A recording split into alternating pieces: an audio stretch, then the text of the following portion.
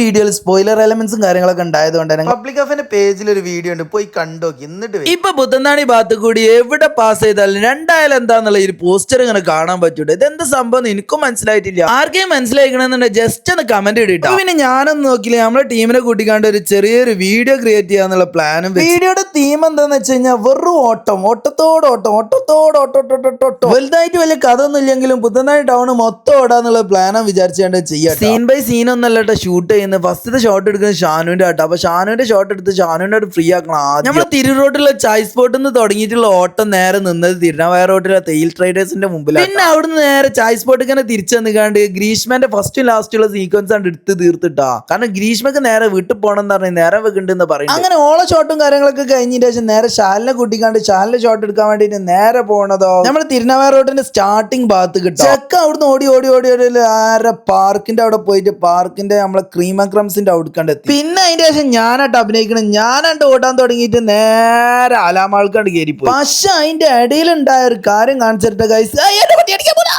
പേടിക്കണ്ട ഗൈസ്, പിന്നെ അലാമാളിൽ എത്തിയിട്ട് ഇവന്റെ കുറച്ച് ഓട്ടം കൂടി ഉണ്ടായിരുന്നു കേട്ടോ. അതൊന്നും BTS എടുക്കാൻ പറ്റിയില്ല തിരക്കിന്റെ ഇടയിൽ. നട്ടപ്പാതിരക്ക് ഷൂട്ടും കഴിഞ്ഞ് പിറ്റേ ദിവസം രാവിലെ തന്നെ ഇവിടെ ഇരുന്ന് എഡിറ്റിംഗും തുടങ്ങിട്ടോ. പെട്ടെന്ന് ഔട്ടർ കിട്ടിയില്ല എന്നുണ്ടെങ്കിൽ ഓരോന്ന് റിവീൽ ചെയ്യാന്ന് അറിയില്ലല്ലോ.